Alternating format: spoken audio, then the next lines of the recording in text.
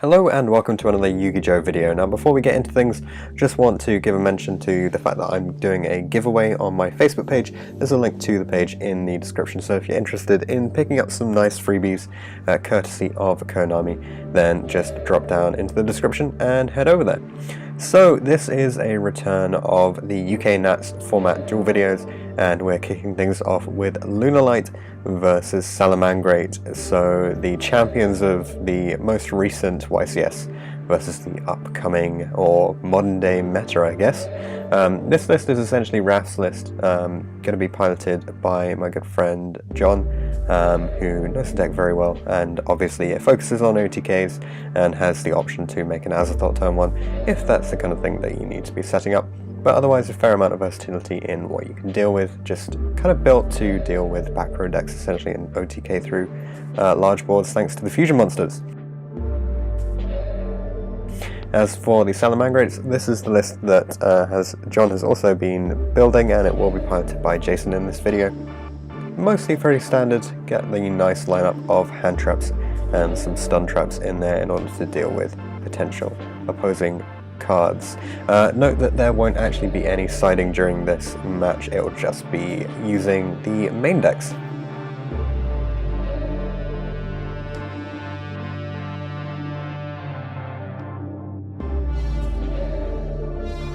Okay, so kicking off game 1, we're going to have the Salamangreats on the right, Lunalights on the left.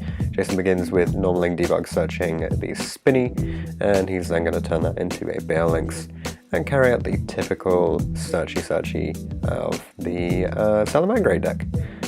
So now he's got Sanctuary, he has access to that, reincarnating his Link monsters.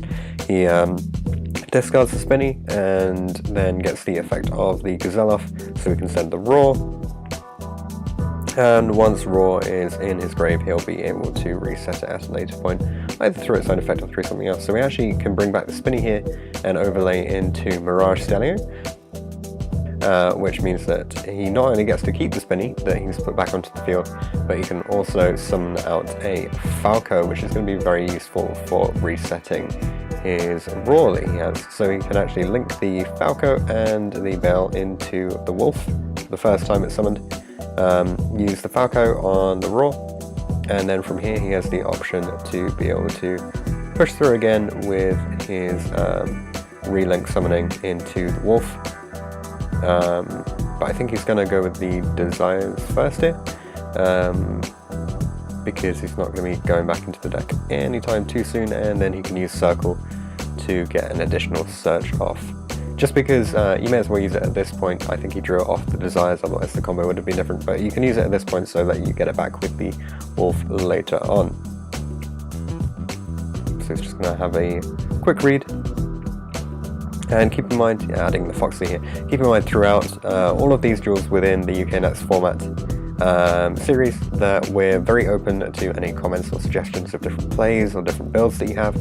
Just leave those in the comment section. We'd love to be able to improve and develop with you guys, and hopefully we can teach you a little bit and you can teach us a little bit as well. So we got to add back the Circle off the Wolf there, and I believe just past turn.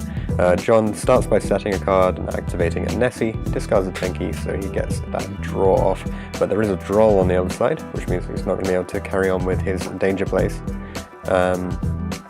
So let's just see how he progresses here. Actually, it's pretty interesting to see what the set card is. So he gives a Gamma Seal over the Wolf, meaning that Roar is no longer a threat. However, Jason is still technically ahead with the Gazelle back in hand, I believe. Just checking on his graveyard. The Roar is obviously dead at this point, so we can't really use that, but a Mothman out from John. I believe that was a normal summon. And then we can see the set card was the Brigandine, which means he now has Link 3 access. Unfortunately, the draw is really locking down his hand. I believe it contains more search cards, so he's just going to go for a Curious here, and then use the effect to send the Lunalight Trap, I believe. He then mills 3, but he hasn't got anything especially valuable and just considering whether or not he can actually develop a play from here. He uses the Lunalight trap, in order to summon one from deck, but at this point he just basically decides he's not going to be able to build upon a stronger board, and he decides to scoop at this point.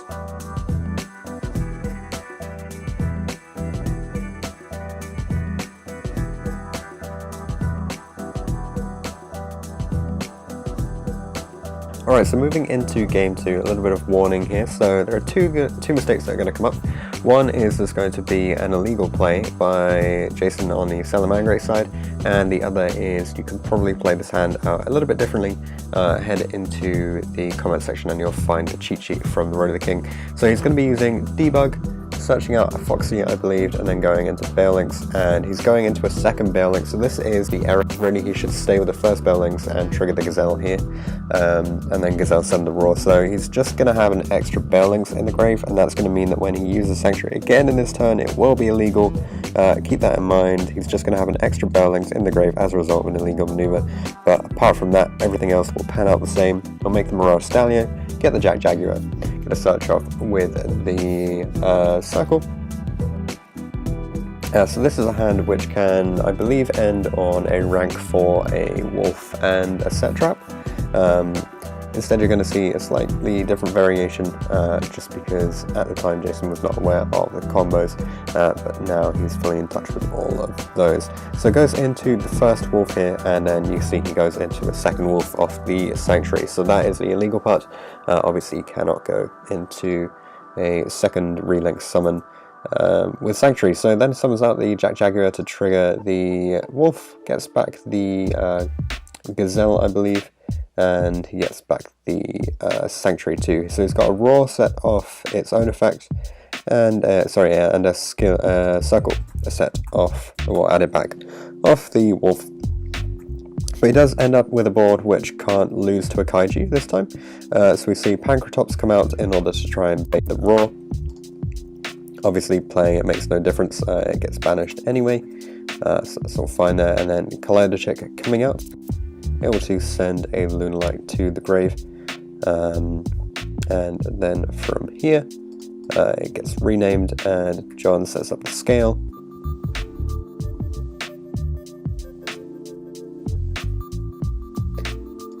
And is just considering next actions to take. Resummons out the grave with the scale effect to make the Nyala, which means that he has easy access to an Azathoth, so Jason's just considering whether he has any actions he can take using a monster effect before he gets locked out by the Azathoth here. But I don't believe there's anything that he's going to be able to do. So Azathoth comes out, his board is now locked down. Of course, none of the monsters make a huge difference from Jason's side. He activates a Mothman, discards a Pancratops there, and is then able to make the summon, and he's just looking through his extra deck to work out what he can do with his remaining bits and pieces. Goes for a Link summon here to bring out the Underclock Takers, just going to make his monsters a little bit beefier, and can then make the summon again and bring out the Collider too.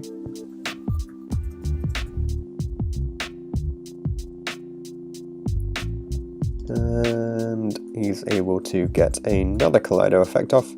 I think that sends the wolf this time, and then brings up Tiger King, searches the Tenki, which gets another search off for, I think he goes for the Black Sheep here, which is discard to search. Or you can add back from the grave, I think. So then setting up the other scale means that he's now able to assemble a Pendulum summon if he wants to build up a stronger board. Again, we see some investigation of the extra deck, but yep, he does go for the Pendulum summon. He can then link with these guys, or is this a fusion summon? Yeah, it's a link summon into the spell or trap removal link to, I can't remember its name at the moment. And then from here, again getting off those Monster Reborn effects.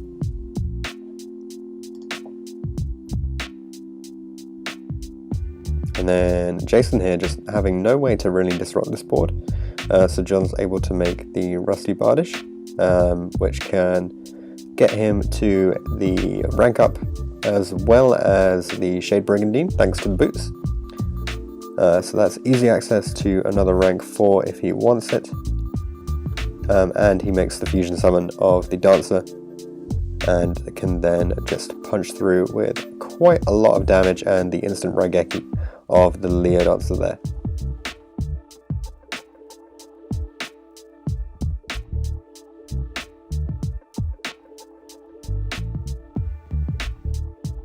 So we're all tied up, heading into game 3. Once again, Jason manages to open the Lady Debug, searching for a Gazelle this time. You can then go from Debug into the Bale Links, get the search of the Sanctuary off. Just typical plays here from Salamangreats. Always got to have access to that Sanctuary. Goes into the second Bale Links to trigger the Gazelle and send Spinny. And I believe he's then going to make the rank 3 here.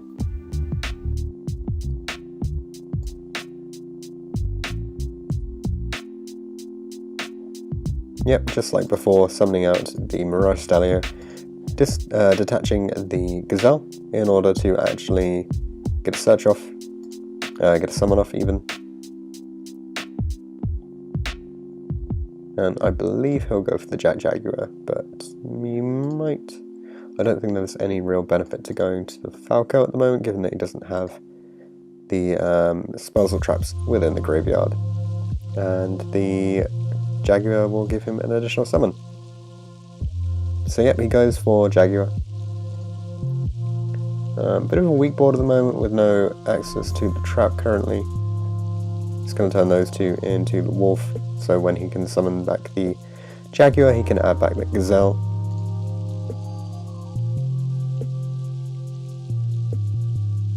Into a Bale Links. Not going to go for the resummon. And just has to pass turn with 2 sets, so that's not too bad.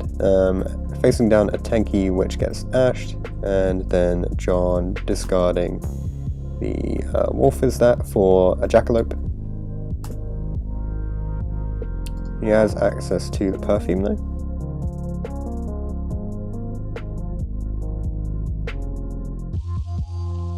Which is Monster Reborn for the entire archetype. And there's a Nessie there getting hit, so he's going to get the search off. Grabs the Tsuchinoko. And now he's just going to debate. I believe he activates Tsuchinoko there. And it hits itself, so it's a free summon at least, but it's no draw. And he's just looking at a hand which includes a second Tenki, unfortunately. So he's going to struggle to assemble a full Lunalight board. But he does have a fair amount of monsters remaining.